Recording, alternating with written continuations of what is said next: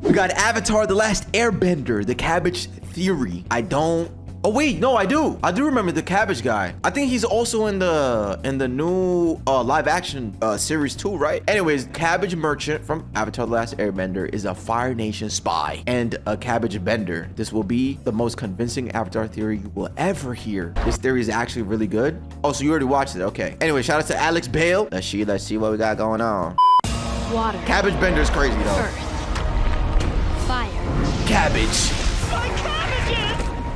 The Cabbage Merchant from Avatar: The Last Airbender is a Fire Nation spy, and I believe he is the true villain of Avatar, secretly orchestrating the events of both shows. And also I think he's cabbage bending, but we'll get to that part later. Now, I know that sounds crazy. Cabbage bending might actually be crazy, but Fire Nation spy? I could believe that because it's within the show. That makes sense. Easy, but I promise you, this will be the most convincing Avatar theory you will ever hear. This is Cabbage Theory. Oh wow, and he got the actual font too. Book 1, the Cabbage Merchant is a Fire Nation spy. So, Avatar: The Last Airbender. I'm guessing most people who clicked on this video have already seen it, but on the off chance you haven't, it's basically a show where some people can control one of the 4 elements. And the Avatar, the only person who can master all 4 elements, has to stop the Fire Nation from taking over the world. But why would I possibly think that a random Earth Kingdom cabbage merchant is actually a Fire Nation spy? And a cabbage bender, but we'll get to that later. You know, he's just a funny running gag character. All we ever see him do is get his cabbages destroyed. My cabbages! My cabbages! My cabbages!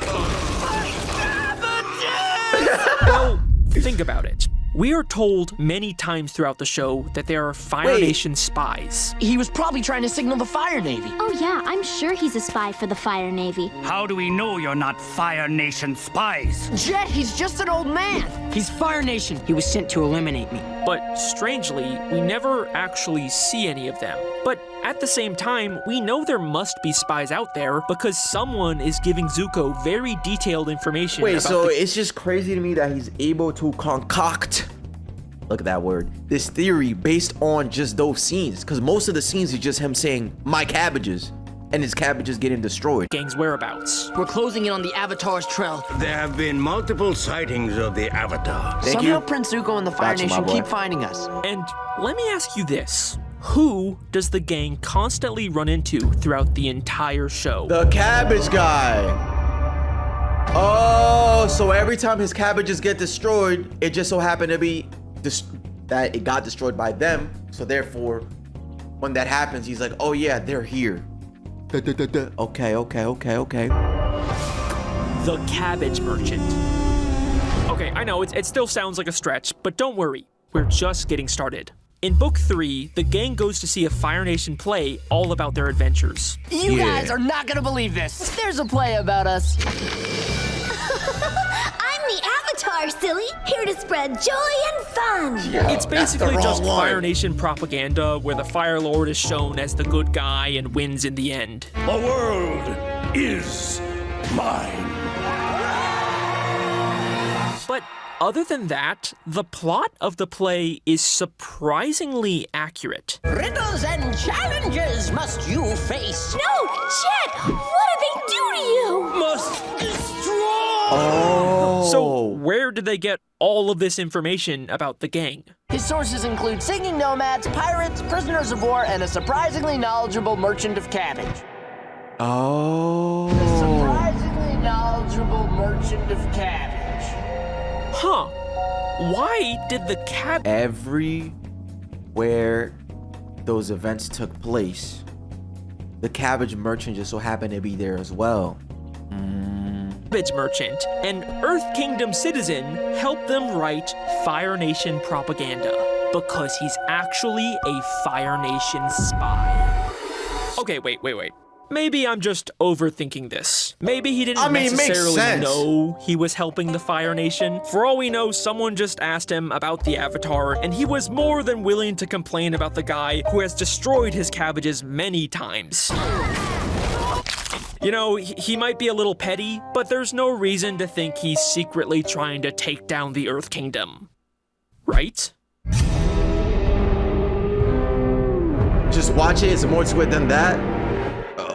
I mean, In Book 2, the cabbage merchant tries to take the ferry to Ba Sing Se, but he gets rejected by the ticket lady. I told you already. No vegetables on the ferry. One cabbage slug could destroy the entire ecosystem of Ba Sing Se. Security!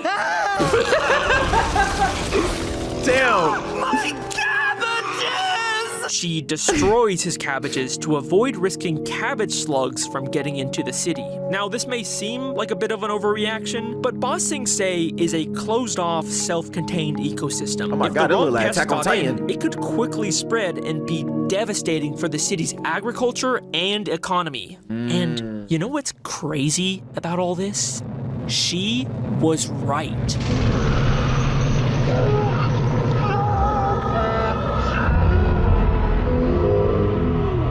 Look really closely as the cabbage cart gets destroyed, you can just barely see a cabbage slug flying through the air. Oh. Cabbage slug could destroy the entire ecosystem of Ba Sing Se. Listen to what the lady says. A single cabbage slug would destroy the entire ecosystem of Ba Sing Se. If the He's on a mission. The creators have confirmed this is supposed to be a cabbage slug. Yo, he was on a mission. Yo, put this man in jail right now, bro. cabbage merchant actually got into Ba Sing Se like he wanted, he would have personally been responsible for the downfall of the capital of the Earth Kingdom. Yo, a single slug would have been the downfall of the entire... Oh, heck nah, yo, bro. Put this merchant behind closed doors. But wait, but what? Behind bars, closed doors. What the hell? Wait, let me get my food. Anyways, speaking of cabbage theory, I ended up getting something green as well, like something healthy. So this is a harvest bowl: kale, wild rice, apples, cold sweet potatoes, goat cheese, balsamic vinegar, and chicken, and almonds. Golly, yo, this looks good. Dang, this look good, bruh. Hold on. To Ba Sing Se like he wanted, he would have personally been responsible for the downfall of the capital of the Earth Kingdom. That's crazy. Okay, that's not like a great look for the Cabbage Man, but you know, maybe it was just an accident. No, I refuse to accept that. Look at this guy. He is so passionate and obsessed with his cabbages. Off with their heads! One for each head of cabbage! Literally, his only defining trait is how much he cares about his cabbages. Does this really seem like the type of guy who wouldn't know if he had cabbage slugs? He's a Fire Nation spy! But why? I mean, he clearly has a vendetta against Aang, but why would he be intentionally trying to take down the Earth Kingdom? Well, Aang is not the only one who destroys his cabbages. We've seen him try to enter both Omashu and Ba Sing Se, and both times Earth Kingdom bureaucrats destroyed his cabbages. What kind of slum do you think this is? Security! Oh, he keeps trying so hard to get it in. And then that fact alone makes it make sense. He wants to infect the city. These are only the times that we actually know about. For all we know, this is a regular occurrence for him. And then he's forced to watch as they immediately let Aang, his mortal enemy, inside directly after him. Enjoy your mushrooms. We will. Security! It is my pleasure to help. All right, we scammed that lady good. He didn't even have a ticket to get into Ba Sing Se. What the hell? And when Aang does destroy his cabbages and he tries to get justice, You're gonna pay for this! Well, he got Off in. with their heads! One for each head of cabbage! guess what the Earth Kingdom authorities do to Aang? What is your judgment, sire? Throw them a feast.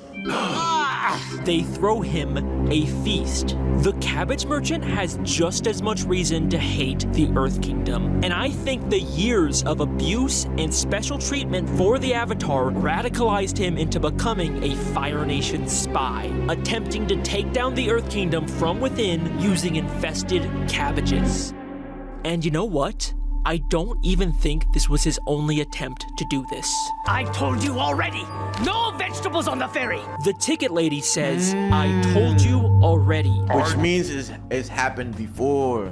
Okay. Told you already. This is not the first time he's tried smuggling cabbage slugs into Ba Sing Se. And when he tried to enter Omashu, listen to why the guards rejected him. Rotten cabbages? What kind of slum do you think this is? Rotten cabbages. How can someone who loves their cabbages so much all of a sudden has rotten cabbages? He's on a mission, chat. He's on a mission. I think the Cabbage Man was once again trying to sneak in infested cabbages into Omashu. Yeah. And you know what? I think this time he actually succeeded. Despite being rejected and having his cabbage cart completely destroyed, just a few minutes later, we see him inside of the city with a whole new cart full of cabbages. My cabbages! Wait, yeah, so then...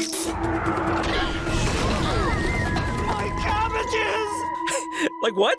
Did he just find a spare cart full of cabbages somewhere? Yeah, explain that. I actually think these are the same cabbages. We know from Return to Omashu that there is a secret sewer entrance into the city beneath the gate. A secret passage? Which is exactly where the merchant's cabbages were thrown. I was just about to say that. Yeah. So I think the Cabbage Man went down there to retrieve his cabbages, discovered the secret entrance, and successfully brought the infested cabbages into the city to weaken it for the Fire Nation. And you know what's really crazy about this? It worked. The next time we see Omashu, it's been conquered by the Fire Nation. What the hell? Kingdom City of Oh no. They even make a point to tell us how surprising this is and how Omashu had never been conquered for the entire 100-Year War. Through the secret passage. The war spread far, but Omashu always seemed untouchable. Up until now it was. So why is it now suddenly so vulnerable? It's because of the cabbage merchant. And this is also exactly what happened to Ba Sing Se. He was rejected entry, his cabbages got destroyed, but then later we see him inside of the city with cabbages. What, did he take the fucking serpent's pass? And then shortly after he arrives and starts selling his cabbages, the city gets conquered by the Fire Nation. I'm starting to notice maybe a little pattern here. You can't deny it anymore. There's too many connections. Yeah. The Cabbage Merchant is working for the Fire Nation to help take down the Earth Kingdom and spy on the Avatar. And speaking of which, how exactly is the Cabbage Merchant spying on the gang? Like, obviously they've bumped into each other a couple times, but Zuko and the Ember Island players have a ton of information about the gang. Here's what you missed. We went to the Fire Nation, and you got better, and I got a sword, and I think Combustion Man died. Like, way more than anyone should have. It almost feels like there's something else going on here.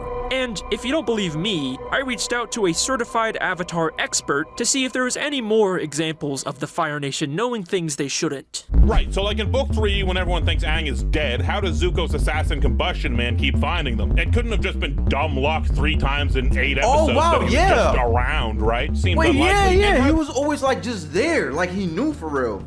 I thought he was really good at tracking or something like that. They know to put Toph in a wooden cell. I forgot about him. I'm gonna turn you in and collect a reward. Then you metal bend yourself out of jail. Hey, what kind of cell is this? A wooden one. If you think about it, no one in the Fire Nation should know that metal bending exists. Toph only created it a few weeks ago, and the only people that have seen it are from the Earth Kingdom and the Fire Nation troops aboard that ship who were probably just horribly killed by the serpent. And Toph never uses metal bending in her scams in that episode, only earth bending. So why in the world would the Fire Nation town guards think they use a wooden cell when they're not even aware that metal bending is a thing? Thank you, Mr. Overanalyzing Avatar. So, how could the Fire Nation possibly know all of this? Especially the stuff in Book 3 when the Cabbage Merchant isn't even around. It's almost like the Fire Nation has another way to spy on the gang. A way that still involves the Cabbage Merchant, even if he isn't nearby.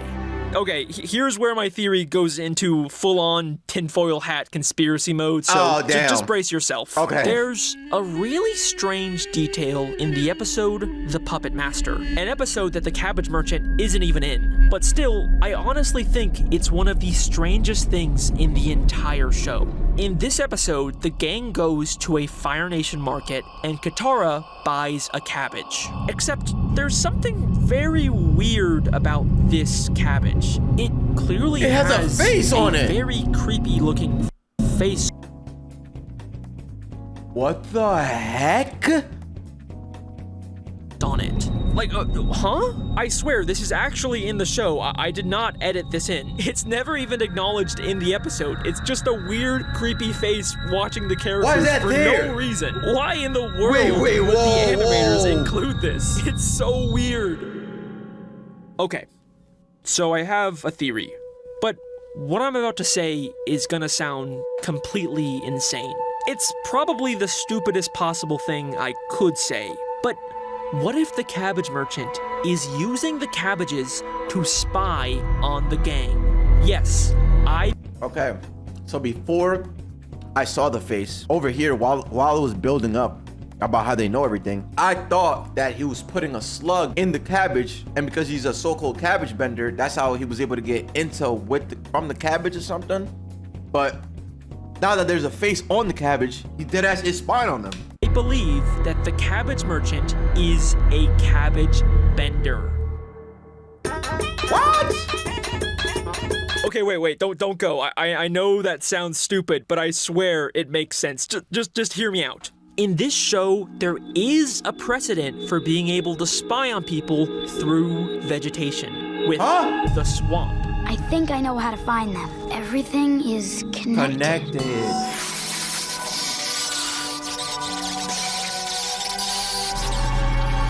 Yo, what? Maybe the time he was rubbing the cabbage against his face, he was watching someone dress or something. Makes sense, because he was rubbing the cabbage on his face. I don't know. Come on, we gotta hurry. And it isn't even just like an avatar power either. Toph can use the swamp vines to literally see the entire world. I'm more connected to the world than you've ever been. I can see Sue and Lin, Zaofu and Republic City. I see everything. Now, obviously, this cabbage is not part of the swamp. But a major theme of Avatar is how separation is just an illusion and everything is connected. I get how the tree is one big thing, but the Bro, whole... she's really connected to the earth. That's so far. Arcane, what's good? I created a Click account just to follow you. That's so beautiful, bro. Welcome to the stream, my boy. World? Sure. You think you're any different? How the tree... Separation is just an illusion and everything is connected. I get how the tree is one big thing, but the whole world? Sure. You think you're any different from me or your friends or this tree? The greatest illusion of this world is the illusion of separation. Things you think are separate and different are actually one and the same. Even the separation of the four elements is an illusion. We're all connected. Everything is connected. So everything in this world, including the cabbage merchant and cabbages across the entire world, are connected. And I think the merchant is somehow tapping into this connection to spy on the gang. I think like technically... Nah, that face is really creepy. And I think the merchant is somehow tapping into this connection to spy on the gang. I think like technically you could do this with anything in Avatar. He's just like really honed his ability on cabbages. He's cabbage bending, and I have evidence to prove it. This weird spiritual connection to cabbages explains why he's so obsessive and protective of them. Off with their heads! One for each head of cabbage! And it also explains why he's constantly feeling them for some reason. He's not just randomly caressing a cabbage, he's connecting with it through cabbage bending. And if you don't believe me, one time while he's feeling a cabbage, we can see him literally sense the gang coming.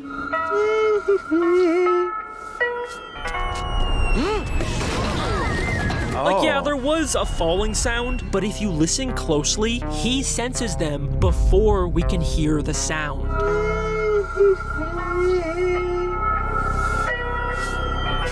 Oh. He sensed them through the cabbage. This also explains how he would have been able to find the secret entrance into Omashu. His cabbages fell down near the entrance, allowing him to sense it. I know it sounds crazy, but the evidence is here. The cabbage merchant is cabbage bending. Every time we see cabbages in this show, the merchant is using them to spy on the game. They're everywhere. He is always watching them. He's not just some random funny background character. He is a highly skilled double agent working for the Fire Nation. And if you still, after all of this, don't believe that, then let me ask you this. What's up, my boy? How did a failing cabbage merchant get enough money to start an extremely successful technology company in the Legend of Korra? Cabbage Corp, Republic City's trusted name in technology for over 50 I didn't know there was a thing.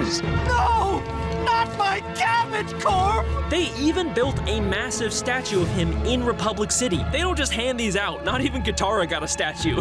The cabbage merchant built his empire with blood money he was paid by the Fire Nation to take down the Earth Kingdom. And he has gone on to become one of, if not the most rich and powerful people in all of Avatar. All right, there you go. Bet you didn't expect the My Cabbages guy to be the true villain of the show. He is a god. He's not a spy. He's a god. Yeah. I mean, yeah. I like how he like proposes the theory or the question and actually has evidence to back it up. All right, there you go. Bet you didn't expect the My Cabbages guy to be the true villain of the show. You know, yeah. Like even though this is a theory based on what he's obviously presenting, it could make sense, and I think that's pretty cool because they're just so happen to be cabbages behind everywhere. Seem to be doing it anymore. In fact, in Legend of Korra, his company is actually the main supplier of airships for the Earth Kingdom now. Damn. So, it seems like he's gotten over his grudge. Maybe this is even his way of trying to make up for all the damage he's done to the Earth Kingdom. Money. Maybe this story actually has a happy ending after all. Don't worry, I have a plan. These airships that Cabbage Corp sold to the Earth Kingdom are way cheaper than the ones Future Industries built. Now that's just shoddy workmanship. Who is she? Oh my god. She's bad. Oh my god.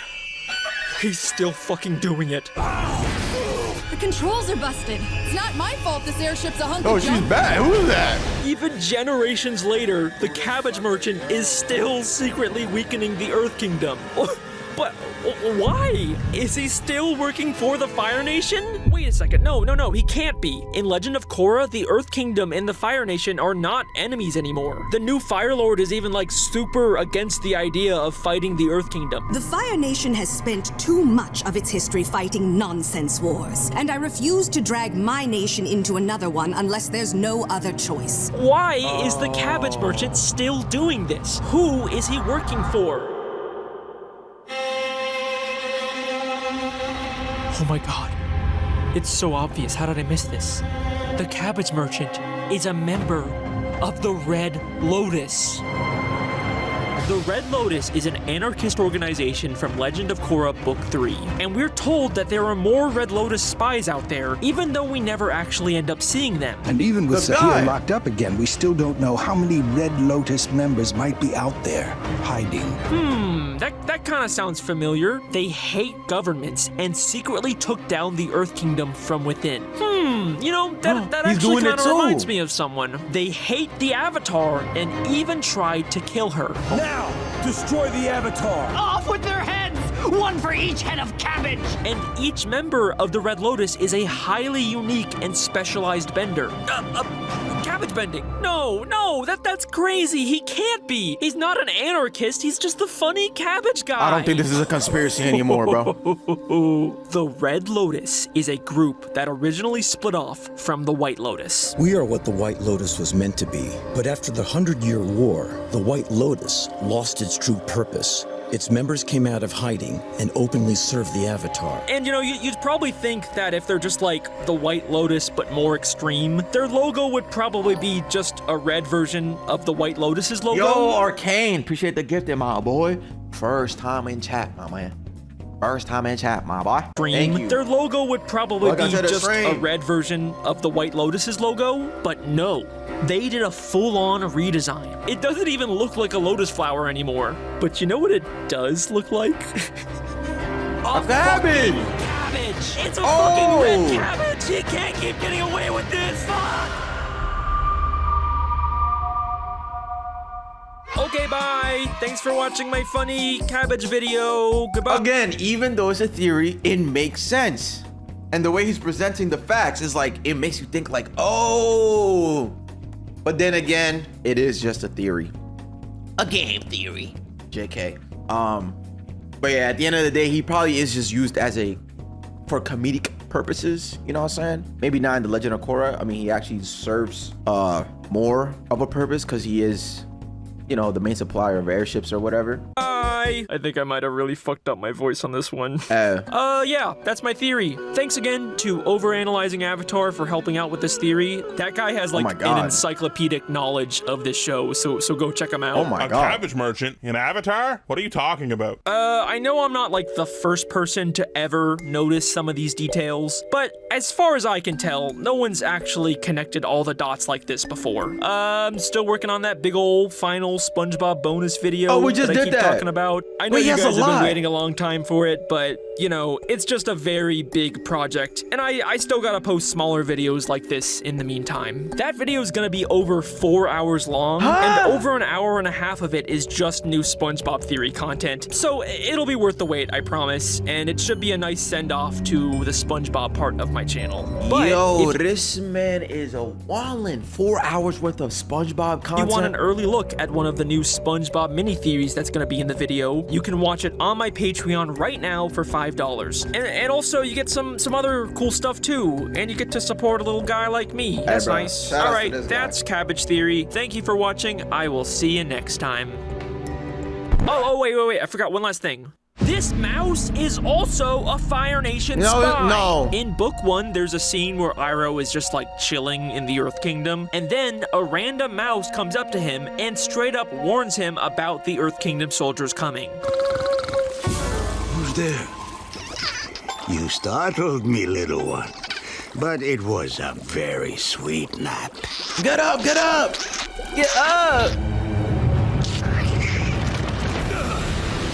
Like, there's no other way to interpret this. This mouse was 100% warning Iroh. And then, 6 episodes later, Momo brings Katara a mouse that looks exactly the same. The mouse was spying on the gang. Momo just saved their lives. That was a fucking Fire Nation spy mouse. Oh, okay. Also, pulling up. This is disrespectful. He was taking a bath, bro. Pulling up to a man while he's showering, while he's bathing is crazy, bro. That's Ayo, bro. Whoever those 3 soldiers were, Ayo to that. Anyways, again, might be a theory, might be a conspiracy, but he does a very good job at like making you believe it. Maybe it is true, maybe it's not. I don't know. But I think that's interesting.